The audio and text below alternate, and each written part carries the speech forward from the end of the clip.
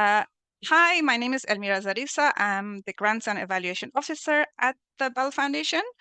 I will be moderating the session today. This is the second in our series of webinars focusing on late arrivals, which is learners who arrive into education system in year 9 or later. We're delighted today to have three panelists who will be presenting at this webinar, and I will give you a brief intro to all of the panelists before we start the session. So our first speaker is Nivaeli Boer. Nivaeli is the Education Welcome Project Manager at Refugee Education UK. She is part of the schools team, which provides education, orientation, and guidance for young people seeking asylum and refugees who are new to the UK. She is an educator at heart and has extensive experience in teaching and the UK education system. After graduating with honors in education in Canada, she taught various year groups across primary and secondary, in addition to an alternative provision to support young people back into mainstream education. In other roles, she has coordinated initial health assessments for newly arrived people seeking asylum, and she also enjoys volunteering to teach ESOL boosters and organizing a weekly community conversation cafe for people from forced migrant backgrounds. Nivaeli will be presenting the key takeaways from Refugee Education UK's research into the experience of late arrivals into the education system. After Nivaeli, we will have Obaida Sherkia, who will be presenting. Obaida is originally from Syria.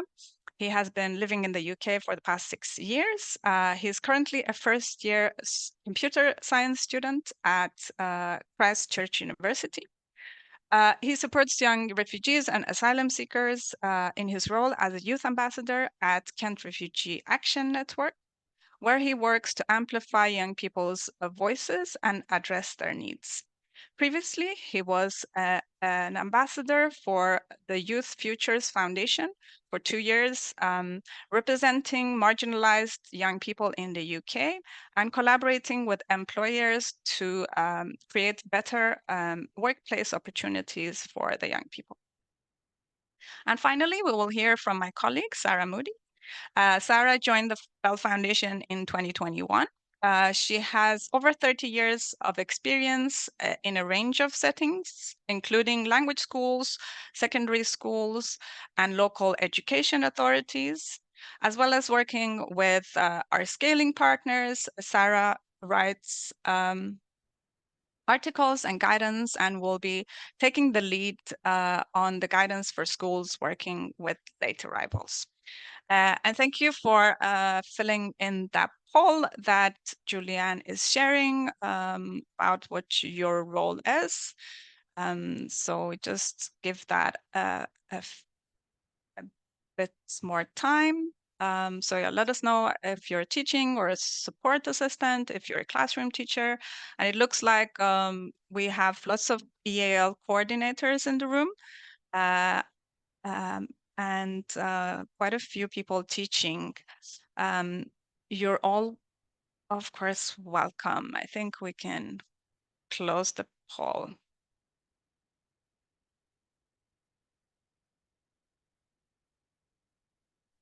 Let's see.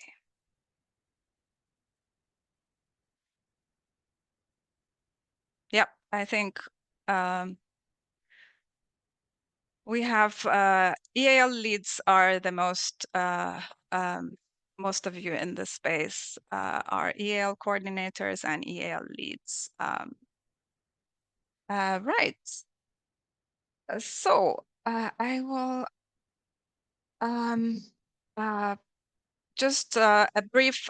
So we will have on QR codes on some of our slides. If you use those QR codes, it will take you, in this particular case, to a web page on our website where you can find the first webinar in this series alongside the research that Niwaeli is going to introduce and talk to us about.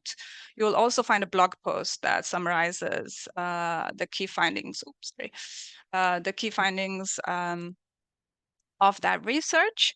I'm delighted to welcome you, Nivaeli, to begin our session. Thank you very much. So as Elmira mentions, we, in partnership with the Bell Foundation, conducted a research on late arrivals. And one of the reasons why, the main reason why we decided to do the research was in 2022, towards the end of 2022, 2023, we were receiving quite a high number of young people through our advice line session, national advice line, as well as practitioners and parents who were reaching out to say to us they were having issues and challenges with registering young people into education. And then we slowly recognized that there was a pattern, that it was mainly to do with young people in secondary school and college that were having issues getting into education. And the timeline for this was anyone who had arrived towards the end of September, past October, was finding they were being made to wait at least 6 months to a year before they were able to get a place into mainstream education. So from there, we recognized that some of those young people who weren't able to access education, who had longer periods of time, were then experiencing negative effects. So not only their well-being and safety, but they were receiving or experiencing isolation, deterioration of their mental health, and becoming more and more vulnerable to exploitation. And instead of making the meaningful progress and contributing to life and society in the UK through their education, they were instead ending up in situations where they shouldn't be in the first place. So the whole purpose of the research was to ensure that late arrivals access their rights to education can be and should be addressed. And we recognize that in doing so, it would benefit and advance not just young people, but actually society as a whole in tackling inequality of educational attainment.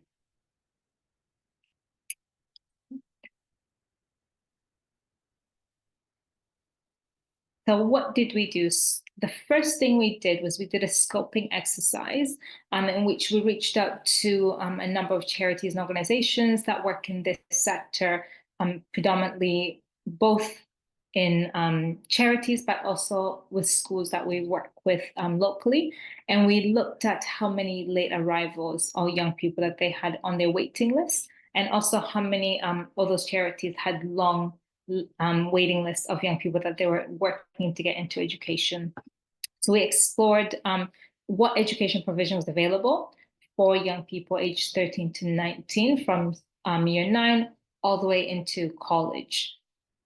So from there, we developed a survey and we surveyed over 400 participants, most of them practitioners from education institutions, local governments and charities across the UK. However, majority of the requests or the response that we got back was predominantly set in England. Then we analyzed our national advice line service and we reviewed over 200 queries, roughly about 200 queries of young people and practitioners who had reached out to say that they were having issues with accessing education. So this was both secondary school as well as further education college. And then in addition to our advice line data, we then looked at some of the provisions that were available, so including accelerated learning programs and what other schools were doing in order to, and councils, local authority councils were doing in order to address these challenges. And then we looked at a focus group with young people who had experience of waiting, but also had experience of going through the late arrival education process. And lastly but not least, we had a focus groups with over 20 experts within the education sector in both secondary and further education.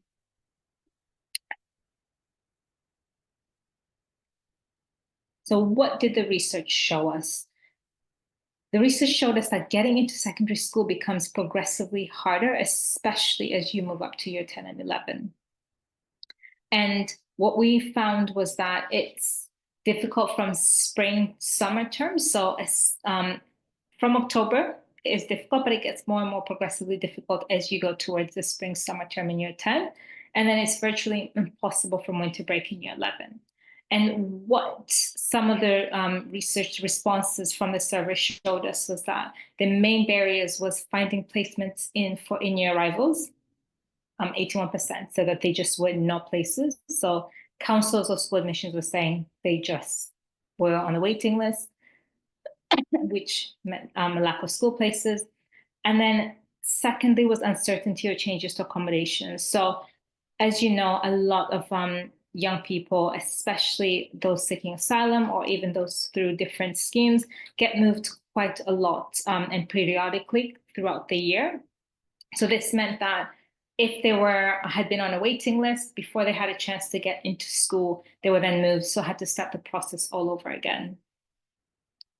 And then some of the surveys also revealed that some schools were just simply unable or unwilling to accept students. And this was for some schools, or some of what was disclosed was that simply because there were large educational gaps, or they didn't have the provision, EAL support provision, or they just did not seem to think that it would be a good fit for the young people.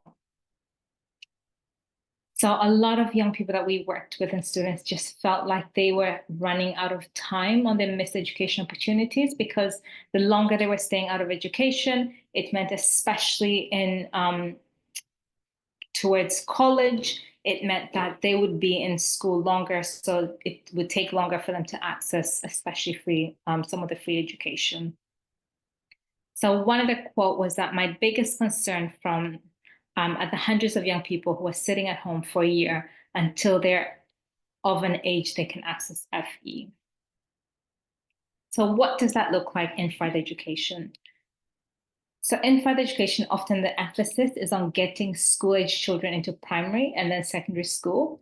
And the 16 to 19-year-old cohorts are often left until after this priority group are dealt with. So this is what one of the charities, some different charities found.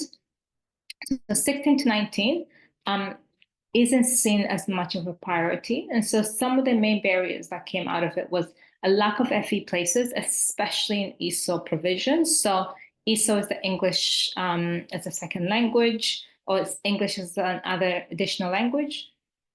And most colleges just did not have enough spaces, especially for pre-entry, entry 1, and entry 2. And then some also found that there was unclear and inaccurate information. So some colleges just were not unsure whether or not young people, especially those of asylum-seeking background, were entitled to education because of their status. As well as some also assumed that they would need to wait, similar to 19 or older, they would need to wait 6 months once they have arrived before they were able to access education. And then similarly to those in secondary school, there was quite a lot of uncertainty on changes of accommodation. So especially those in dispersal accommodation or in initial accommodations, not being able to know when they'd be moved to a more permanent accommodation meant that they often were unable to apply into school, into college at a reasonable time. And then lastly, was the complex admission enrollment process. So we would have young people who didn't know that they would have to attend enrollment, or didn't know that they would have to actually apply for the course online rather than going into college in person, or just didn't even know where to begin with the admissions process. And all of this meant that there were limited options and choice outside of ESOL. So some young people would tend to find if they came into the UK in January or tried to enroll in January, apart from ESOL, they really could not get into any courses that had started already in September, that were running from September to July.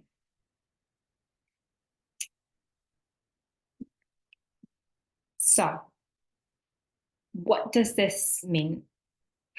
Nearly 50% of the respondents had encountered examples of young people being out of education for a prolonged period of time. So half of the people that we surveyed said that they had definitely seen an absence of coordinated approach. So they recommended that what would be one of the best things to do would be for having local authority work in partnership with accommodation providers to be able to know when there had been a move, also when young people or children had moved into the area.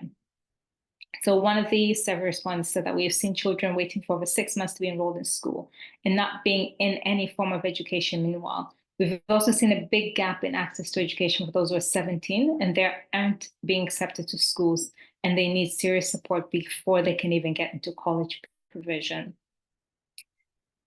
And how to access college provision in the first place. So what were some of the considerations that we discovered? There are lots and lots of promising examples of what interim provision would look like.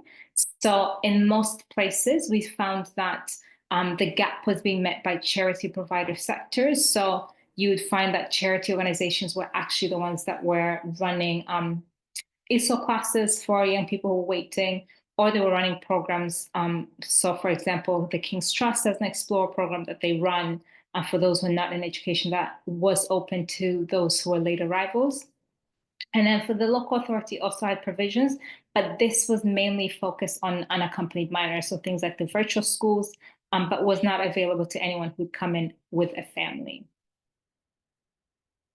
Whereas the interim provision provided by education institutions was a lot less frequently reported. So very, very few schools had something in place to help transition while they're waiting. However, the provision seems to be very sporadic. So we found that areas like Birmingham, Manchester, and London had a lot more provision available in comparison to the rest of the country. So it sends that it was a sense of luck and chance based on where you live, depended on what access of provision was available for you. So I'm just going to cover, so what was the conclusion and considerations? And Sarah's going to talk a lot more at the end about some of the recommendations. But one of the key things we recognized was that creating an intentional and coordinated approach to include late arrivals in the education system. So providing whether it's a coordinated efforts between local authorities, home office, as well as the education providers, creating more accelerated learning programs. So these are programs where they enable young people and students to be able to integrate things like ESOL integrated GCSEs or GCSEs integrated A levels or GCSEs integrated vocational courses, meant that young people would be able to fill the gap and not miss out on time that they had already missed out on. And then funding more EAL provision. I'm sure most teachers will agree to this. This is something that's very much needed. And the EAL programs will be not just in secondary schools, but also looking at how those programs can be more funded in further education. And then looking at some of the short-term interim provisions that were already out there, we looked at orientation, the different orientation programs. So in Oxford, for example, they run an incredible orientation program for young people who are waiting to get into education. But like I mentioned, the King's Trust also runs an incredible 10-week Explore Learning program, which helps young people to build their confidence and gets them set up to get back into school. And even looking at how virtual schools could accommodate not just unaccompanied minors, but actually taking anyone who was still waiting on a waiting list within the local authority.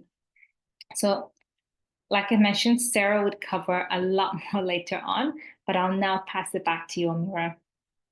Thank you so much, Nivali. I'm sure a lot of you in the room, recognize these challenges, and I'm sure you've faced them as well, and sort of the considerations that Nivali raised at the end. And I think it's quite striking what you mentioned, Nivali, about charities playing in filling that gap while mainstream education is not able to provide the education that late arriving young people need. And Obaida, who is our next speaker, works for one of these charities filling the gap. namely Kent Refugee Action Network. So again, if you use that QR code, you will be taken to Kent Refugee Action Network's website. With that said, I pass over to you, Obaida. Thank you so much. If you go next slide, please. So here we're going to talk about, I'm going to talk about like the lived experience from the refugee point of view. So here I would say like, what is the refugee lived experience? Unlike many others, other young people in the UK, refugee has different lived experience. They face lots of trauma, lots of issues such as housing issues, or they are away from families because, as we all know, like many of the young refugees or asylum seekers are arrived to the UK are isolated and they are by themselves, and they are like from the age 13 till 16 and over. With these challenges, like it's quite difficult for them to progress in the school, college, and go into like further education. So despite all these challenges, not many of the refugees or asylum seekers are capable, or like they have the strength and understanding of their situation to speak about it. So they either they go over it or pass it, or they just don't want to talk about it, or if they talk about it, it like it triggers something. So that's why it's not really heard heard about the refugee lived experience. If you go next, please. Thank you. So next I have like how important it is. As everyone know, experience in general is very important, like in workplace, everywhere. But in terms of refugees or asylum seekers, experience is not very, you rarely find anyone speaks about their issues or the barriers they face or the challenges, or how can we listen to them and improve our services to get the best out of them.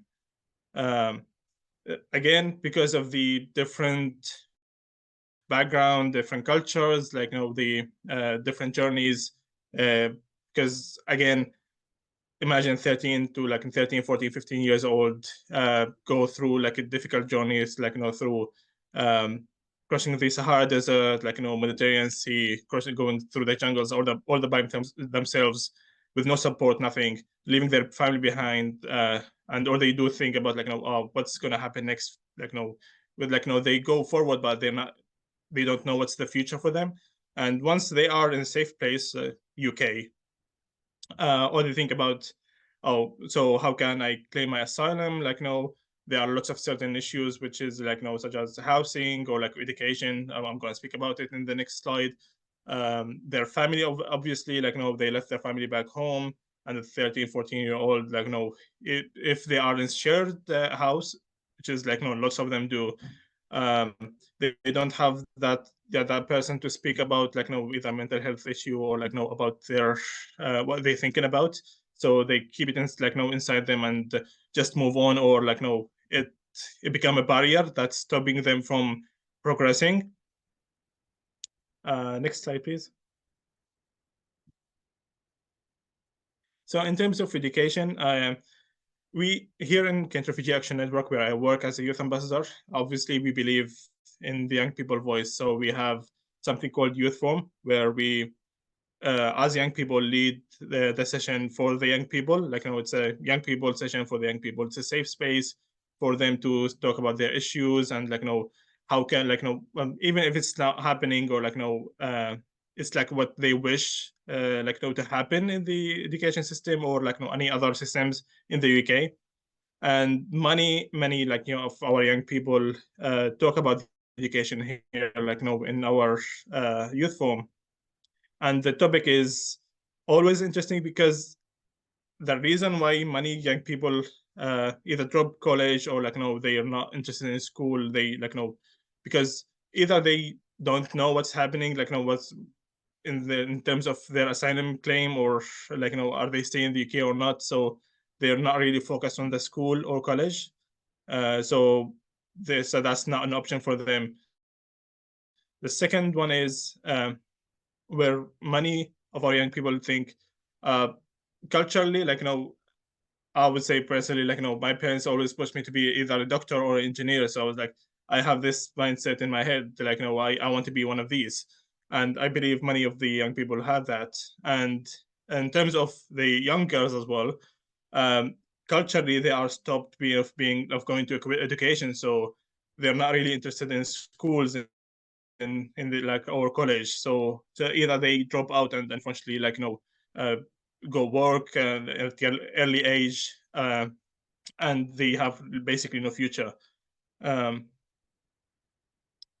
so yeah, we spoke about in recent our recent youth forum. We spoke about why do young people, like, drop out the college, and um, lots of young people said there's no, like, easy progress for them, because many colleges, unfortunately, they have one class for different levels, which is not really helpful if someone is a higher level that find, like, they will find it easy, and they will just, like, get bored and say, oh, I'm not attending the college, and then they got kicked out of the college because of their attendance. Or it's the opposite side, where the level is too low and it's quite difficult for them and, like, to understand, and they say, like, oh, school is not, like, school or college is not for me, I'm not even bothered about studying, I'll just go, like, find a job. If you go next, please. So yeah, as I mentioned, like, these are some of the barriers and challenges that face our young people. Language barrier, definitely. We're talking about many young people who came from countries that they don't speak English at all.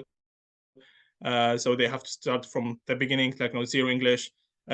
Some schools, some colleges, they offer support for them, but it's always not enough support to for this young person to thrive. So it's, like, always to survive, not like we are looking, if a young person thrive, that means other young people can benefit from him.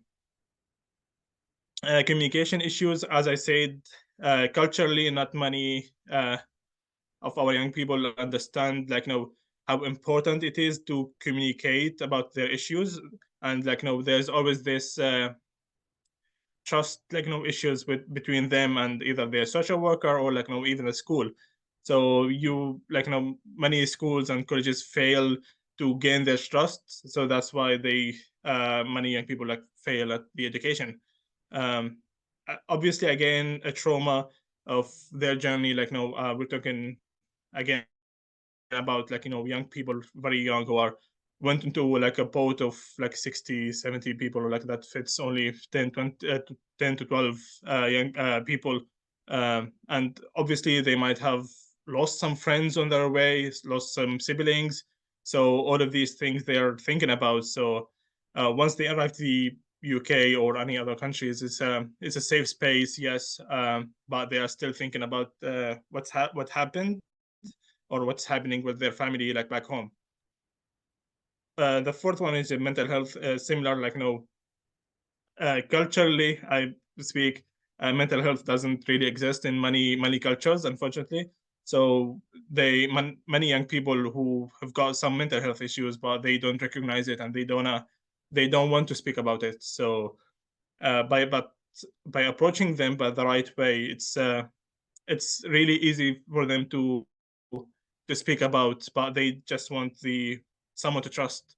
And unfortunately, as I said, like, schools and colleges fail to gain this trust from the young people. Gaps in learning, as I mentioned, like, different levels, same class, that's, like, not really very helpful. And or so that's, like, give them the opportunity to think, oh, i'm not really I'm not really gonna learn anything, like, in terms of English, like, so I'm not gonna focus on studying. So they abandon their whole career, like, or the future, um, just because one mistake happened. So again, lack of support. As I said, like, some schools and colleges, they offer the support needed, but I believe majority they don't have the support, like or they do have the support, but again, because they have different lived experience to the young person, like here in the UK in general. So the support is there, but might not the right one for the young refugees or asylum seekers. So that's why we personally, like I personally work with another organization to provide a training like about mental health and like how to support refugees or asylum seekers. Housing instability. Obviously, like recent laws came out where a young person has to leave the shared accommodation or like the foster family at the age of 19. So if the young person either thinking about their future and focusing on their future, or they're focusing, oh, where will I live, like when I turn 19, especially if they don't have the support needed, and if they're not progressing in English, that's quite difficult for them. Access to healthcare is again, this links to the language barrier, the communication issues, where the many young people either want to go to the NHS or any healthcare, but they don't know how to, or they don't know how to speak, what things to say. And lastly, social isolation. Again, because of the different cultures, different or because of their trauma or mental health, they isolate themselves from the community around them, and they do. That's again they lose the trust in people around them. So many schools and colleges have to work on how can we support this young person to gain trust in people. Next slide, please.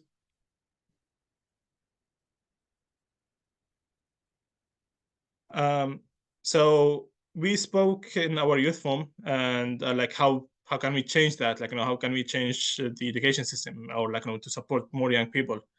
So this is what they came up with. So our young people, we worked. So GCC opportunities to support them to go to university. Unfortunately, even though there are support, but there aren't really GCC support support opportunities for the young people, and that's where they have to either do college for until they're 18, 19, and then just drop out and do something else. But because they don't have their GCSEs, they can go to university. Provide the fast track for students, as I mentioned. Not because the college, or in college in particular, many of the young people who progress fast and they have the capability to go further, but they are held down by either the college system, they have to do level 1, level 2, level 3, into 3, into 2, 1, level 1, level 2, and then they have to do GCC and go on. So imagine if they spend 1 year on each of these, that's a long time for them. If they join college at age 15, and they are into 3 or into 2, that will take them 4 years to to reach the GCC opportunity level, and by then they have to pay for their course if they want to do a course. So that's another reason why many young people drop out. So teacher training, as I mentioned, teachers they might be the best teachers in the whole UK or the whole world, but again they don't they haven't worked with a young person who's a refugee or asylum seekers, and they haven't really learned anything about how to support them. It will be it will be challenge for them to support that young person. So and unfortunately trainings here in the UK are I don't know if it's happening right now or not, but some train they don't even consider refugees, or how to deal with their trauma, or how to support them probably. Mentorship program. So where I work, Kent Refugee Action Network, we provide mentorship program, and we it's one of the best programs we have ever provided to support the young refugees, and it's very rare to see that in a school or college. It's either like that's lack of funding or lack of volunteer in the area. Career counseling, as I said, many young people are pushed through they have this mentality of I wanna be proud to my in my parents' eyes, I want to be what they wanted, but they don't consider what they want to be, and or they don't know what's happening around them, so they don't really consider a career for the future, and they don't do what they want. And I believe that because of lack of understanding, because they don't sit with someone I want to be a doctor or engineer. They just go to school, to go to college and study English, and then they consider maybe I want to do something in a certain career, particular career path. Extra funding and support. This links back to how can we support young people if there's no funding or enough support to go through the education system properly, and help them thrive in the community.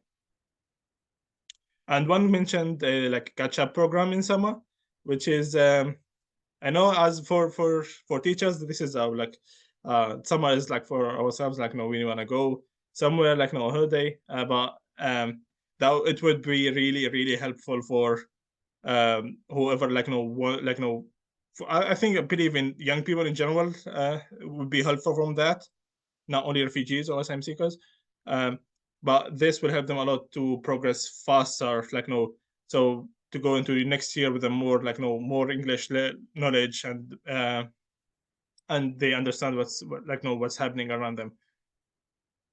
And next, please. And that's it for me. Thank you so much. Thank you so much, Ubaida. I think I really liked what you said about, helping young people to thrive, not survive. That should be, and I think what you're touching upon of teacher training and how teachers perhaps not sharing or being aware of the lived experience that the learners have might pose a challenge.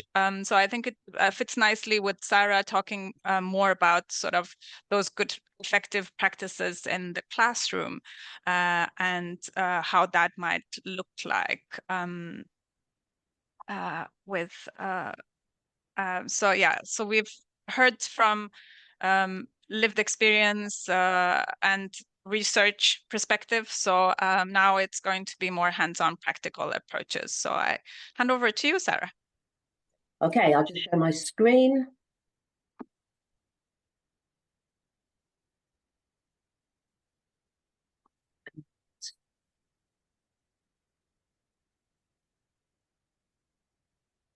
Yeah. I think we can see your presenter mode. Great. Looks lovely. Thank you. Okay, so what you can see on the screen here is a synopsis of the recommendations from the excellent REUK research that you heard about earlier. And I just give you a minute to look at those really and think about how they tally with what Ubaida's just shared with us. I think particularly the need for a multi-stakeholder approach and the appropriate pathways based on the very different needs and strengths indeed that young people might have and bring with them. So what I'm going to do now is to drill down and talk quite briefly about what this might look like on the school frontline at classroom level. So time's really limited, I'm aware of that. I'm going to focus firstly on teachers and then on learners, and then highlight resources and strategies which both will find helpful. But before I get into that, I just want to stress that although I can't go into it here, surrounding those learners and their teachers, there really does need to be a welcoming school environment with an active policy of inclusion, and for EAL learners, academic needs to be part of the whole school teaching and learning policy and not something separate. There also have to be policies in place at national and local authority levels which swiftly allocate school places to late arrivals It's an utter disgrace that people are sitting out of school for up to a year. Anyway, however, as I said, I'm going to focus on the frontline teachers and learners, starting with teachers. So, as a teacher, let's be honest, it can feel really challenging to welcome a new EAL arrival late in secondary school, especially if their English is limited, and especially if you as a teacher lack training or experience in this area. They might be a refugee, asylum seeker, you have no idea what they've been through, and it is quite a challenge. So as a minimum, I would say teachers need, firstly, to know more about their learners. Who is it that they have in their class in front of them? Accurate, holistic assessment information about each individual student will be really helpful. Teachers need to have strategies and resources that will help them deliver the best provision for these students based on that assessment. They need guidance on what to do about performance data and exam entries. It may be that GCSE success will come later, but students can still benefit hugely from being catered for within the mainstream classes if teachers know how to do it. And so therefore they need relevant CPD and advice from EAL specialists and from their managers, from those above them. They don't need to take it all on their shoulders. And this will help teachers too welcome and include late arrivals in their lessons, make informed decisions about how to adapt their teaching to suit them, and assess if and how to include these students in exams and which exams. So good support is informed by holistic assessment, as every learner is of course completely unique, and the term EAL is such a broad term, covers a very diverse group who will have completely different experiences and levels of previous education and of English language proficiency, and they'll also have different hopes and different aspirations for the future, which again was something Abida talked about. Teachers really do need to get an individual picture of each new arrival. So a robust assessment tool such as the Bell Foundation's framework is essential, but assessment for proficiency in English is only part of the picture. I mean, it's useful, it's essential, but it doesn't really tell us where the learner is academically. So a home language assessment will provide a much better wealth of information here, especially at this age when we're talking 14, 15, 16-year-olds. So, for example, if the learner is highly articulate in speaking their first language, uses academic language, or writes very well, or can demonstrate subject content knowledge in their home language, then all of this is transferable to English directly, and it will inform decisions about which subjects to enter them and which sets to place them in, for example. Things like maths and numeracy assessments without too much English around the sums, perhaps with the help of translation, might reveal that the learner has a sound grasp of maths concepts. Perhaps they're good at calculations, algebra even. So it's the person in charge of EAL, whoever that is, needs to collate these assessments and produce a pupil profile. We have guidance of how to do this on our website. With all this information, this can be shared with the relevant staff and then added to over time as the school gets to know the learner and the learner gets to know the school. And this will enable better understanding and thus suitable bespoke provision. So moving on to strategies and resources, there's a wealth of resources available out there. Some useful ones that I know about from the Bell Foundation include the Bell Foundation's guidance on classroom strategies. Also, we have guidance on welcoming refugees and asylum seekers, because many learners who arrive late into secondary school are refugees and asylum seekers, not all, but many. And also something we're often asked about is the intersection between EAL and SEND. It's very important with late arrivals that they're not placed in groups which may already be running, which are aimed at and cater for students with SEND, unless there's a good reason for the late arrival to be in there, like they have a known special need. So relevant CPD needs to be provided, whether this is through formal training or funded self-study with time allowance to do that self-study, or working alongside an EAL specialist, if there is one in the school or in the local authority or in the MAT. And of course, protected time for any extra study or preparation that the teacher is doing, because they're already pretty busy, particularly at Key Stage 4. But the management or the management of the MAT or of the school needs to see that this is, of course, an investment. It's an investment in teachers and in young people and in the school and ultimately in the country. So it needs to be viewed as this. And I'd like to just shout out here to REUK's teacher training packages, which are excellent, the ones I've looked at, which teachers can access and complete at their own pace. And we'll share a link to those too. So drilling right down into the classroom, what does the learner actually do when they're in a mainstream classroom doing, say, geography or science? The Bell Foundation resources include lots of materials which are precisely for this. They're there to help learners with EAL access the curriculum and engage in mainstream classes in curriculum learning. And they include things like graphic organisers to help organise information, and scaffolded reading, writing, things like this substitution table about cells. These are obviously just examples. Please do take a look at our resource pages. We're going to, again, send the link. There's a lot of links coming up right now. So teachers need guidance around exams. Years 10 and 11 are completely exam orientated in most schools, with teachers and learners under huge pressure to achieve. And frankly, receiving a new EAL learner into your exam class partway through year 10 or into year 11 can be panic-inducing. So more on exams in a moment, but the class teacher, again, doesn't need to take all this on her shoulders. She needs to seek guidance from the SLT of her school, from the EAL lead. If the new arrival is to attend a class, then what are that new arrival's learning objectives in that class, and how can the teacher facilitate them? The EAL lead should advise on this. If they're entered for a GCSE exam, for example, then what are the access arrangements in terms of extra time or access to translators or readers or scribes? This guidance might also come from the EAL lead, but in many schools it's SENCO who's in charge of exam access. Anyway, the teacher should seek this guidance because this will help them prepare the learner for the exams, for example, by coaching them on how to use dictionaries most effectively in limited time. So let's think more about exams then. Considerations for late arrivals. Which exams should they be taking? Well, obviously, again, I have to say, you know, it's a very diverse group and one size doesn't fit all. But as a general rule, in the UK, GCSEs are the best currency. They're the currency that's needed to access almost any course, vocational or academic. So it's worth preparing students for them, even if they'll achieve a low grade the first time around, or if indeed success may come later at college via retakes.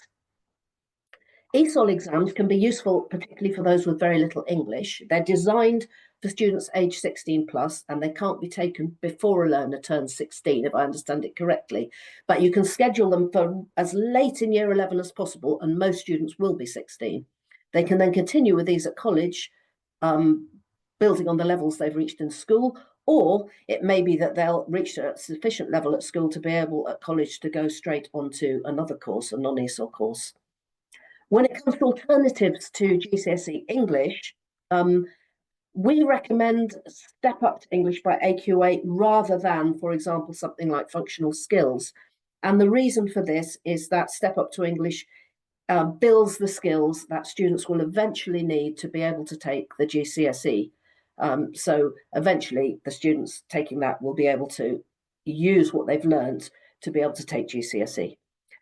For those students who are literate in their first language, then first language GCSEs can be a really quick win and a much needed shot of success, a bit of a shot of dopamine success for those learners who are climbing a much steeper mountain than everybody else. What I'm saying overall is late arrivals need a bespoke timetable.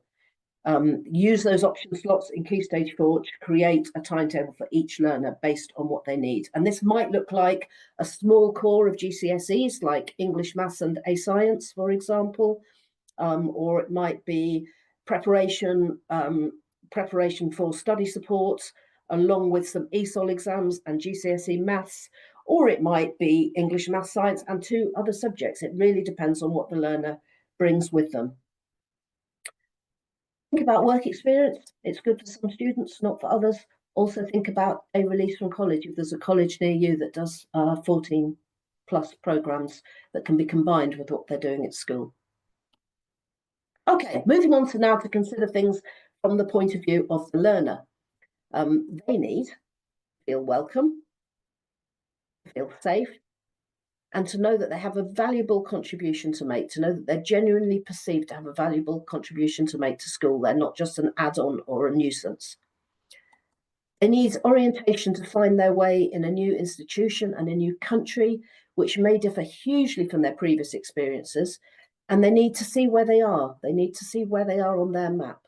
What's their path to going forwards and achieving their aspirations? We're social animals. They need to be able to make friends, connect with people. And of course, they need help with understanding the curriculum through English and developing those academic English skills, which we know take up to 6 years to develop. And if all of these are met, then these things can happen. Learners at this age are never blank pages. It's all about understanding, valuing, and building on their prior learning and experience, and listening to them in order to help them progress along their chosen career or study pathways. At this age, it really is about working with them. So a little bit more about belonging, because it's really important. Isolation is a real danger. Orientation enables the learner to look around them and think, yeah, this is somewhere I can belong, and that being right here, right now isn't a disaster. It isn't something terrible that's happened to me. It will actually help me along the path to my career goal. Support needs to be bespoke for each individual, as I said, but initiatives which can help include induction programs in which the learner is given some time outside the main curriculum to become familiar with how the school works, how the education system works. For example, what is a GCSE, this thing that everybody talks about all the time. Buddies, young interpreters or mentors who will show them around and help them fit in, and guidance as to their future choices at 16+, which I'm going to talk about now. There's lots of guidance out there. I did the research for this piece of work. There's lots of guidance out there for Key Stage 4 to 5 transition. BBC Bite Size is very good, but the Bell Foundation guidance is specifically designed to help learners with EAL navigate this really quite intricate rabbit warren of choices. It includes examples, real-life case studies, and it's very user-friendly, including things like QR codes, frequently asked questions, some great infographics, a glossary of key terms with all those endless acronyms explained, and cherry on the cake, is available in 10 languages, including Barry. Okay, so thoroughly recommend that you look at that with your learners, and we'll put the link in the chat. So academic inclusion might take the form of a kind of mixture of some of all these things. The learner will be in mainstream classes for at least some of the time, so adaptations to class materials, like this example of sentence stems, help them access curriculum content, encouragement to harness and utilise their greatest learning resource, which is, of course, the home language, for academic purposes, whether this is through dictionaries and translators, but also the facility to use it as a tool for learning through discussion, note-taking, research, etc. Interventions, we'll talk about those more in a moment, on a bespoke basis, and access to things like homework clubs and study support sessions to provide a suitable space for study, because accommodation isn't always suitable, and also work on how to study. Those metacognitive strategies can be really helpful, especially where education's been disrupted. So ideally, we always say learners should be in the mainstream, but sometimes the gap between the English they need and the English they know is just too great. So if learners are to be outside of the mainstream for some of their time, then you really need to justify what that time is spent on. So what might it be spent on? Well, some learners need to learn to read and write using the Roman script, if this is new or unfamiliar. You can't get anywhere without it. So they might need some kind of phonics or handwriting interventions, but these must be age appropriate and work on both decoding and comprehension simultaneously. Avoid schemes which are designed for much younger learners. And a good way to make this happen is for a literacy lead who knows all about literacy and phonics to work alongside the EAL staff who know about language acquisition. You probably will use an intervention to improve knowledge of English. English language interventions are fine, they're great, but they should always have a curriculum focus. Please avoid decontextualized grammar, make it relevant to what the student needs. Interventions might focus directly on exam preparation, for example, ESOL or one of the other exams we mentioned earlier. and they might focus on study supports, metacognitive strategies. There's detailed guidance about when and how to use intervention groups available on our website, primary and secondary versions, and we'll also share this in the chat now. I said there were a lot of links, didn't I? Okay, quickly then, because I'm aware of the time. Social inclusion can be difficult at this age because friendship groups are usually well established and can feel quite impenetrable to a newcomer, especially if there's a language barrier. And also teachers and adults can't engineer friendship groups easily, like they can, for example, with much younger children.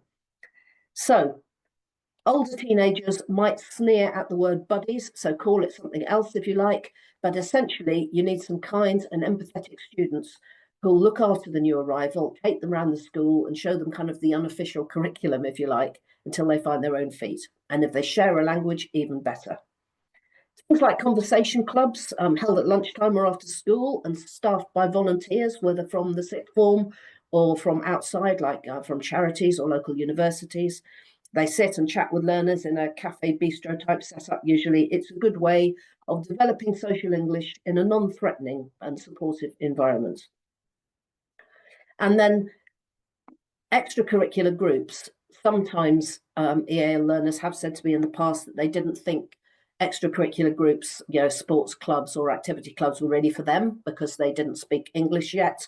And really, it's necessary to bust that myth because it's by attending those extracurricular groups that late arrivals will make proper friendships based on shared interests, and they'll make mixed language friendship groups based on genuine shared interests, which is ideal.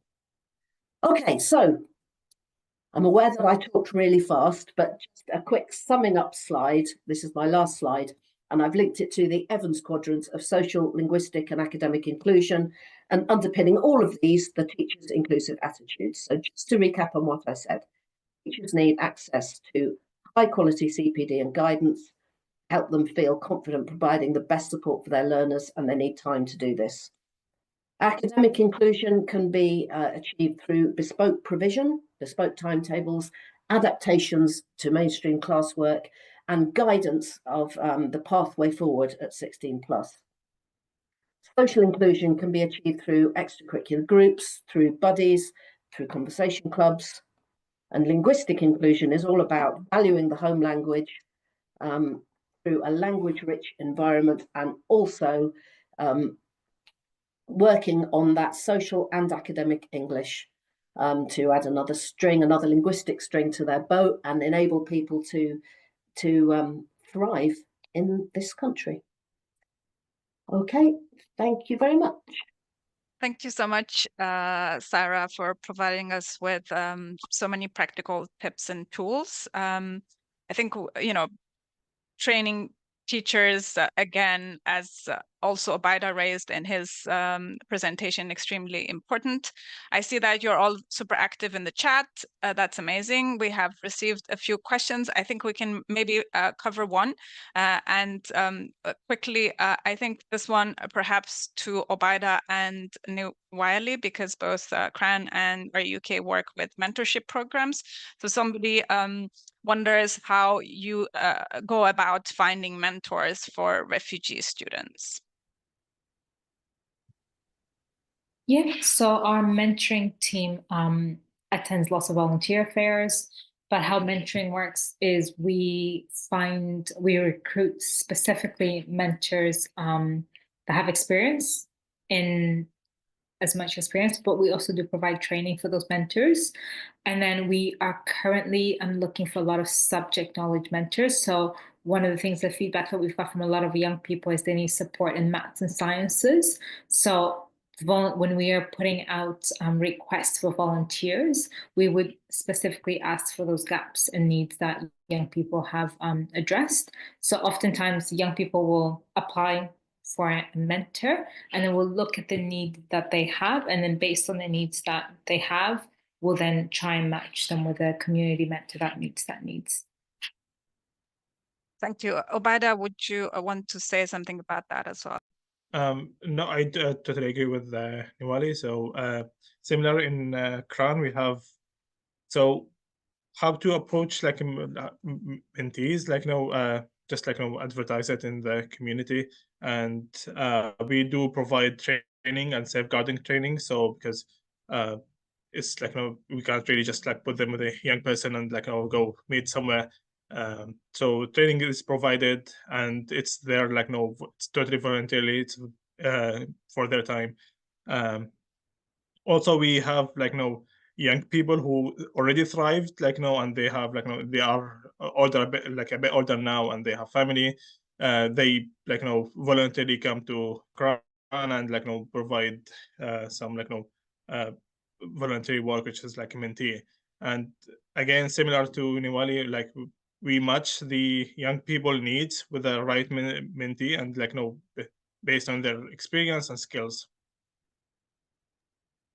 Thank you very much. I understand we've run over, but just a quick question to you, Sarah. We have had a few questions about home language assessments. Do you have anything that you can signpost our colleagues in the chat to? On the Bell Foundation website, if you search assessment, there's details there about home language assessment. But really, it has to be on a kind of school-by-school basis. Ideally, you have a member of staff who can speak the home language, but sometimes you haven't. Thank you so much, Sarah. We have other questions in the Q&A, and we will see whether a panelist can respond to them, so we can share the responses when we get back to you. So unfortunately, we don't have that much time to cover all of them. So I just want to,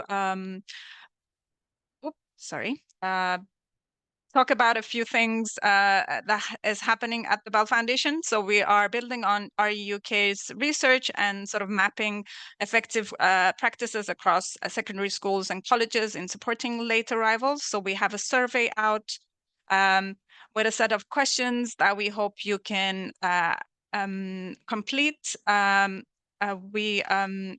The survey will end 4th of March. And just to thank you, the 10 people who complete the survey will be entered in a prize draw. So you might receive a £20 token, a book, national book token. So please complete that. And if you're interested in attending a focus group or in a interview, there is also an opportunity for you to express that interest in the survey, and we'll share the link in the chat as well. And we have also two online courses coming up, which might be of interest. We have Embedding EAL Assessment, which is later in April, and one for teaching assistants, which is on 10th of June. We also have an intro to the EAL assessment coming up in September. So please, it's not been published yet on our website, but keep an eye on that. We also have a webinar in a month's time, which explores how schools can effectively support families of multilingual speakers. Again, all of those links will be in the email that goes out to you. As well as delivering courses ourselves, we also have a growing list of licensed practitioners who deliver our courses across England and Wales.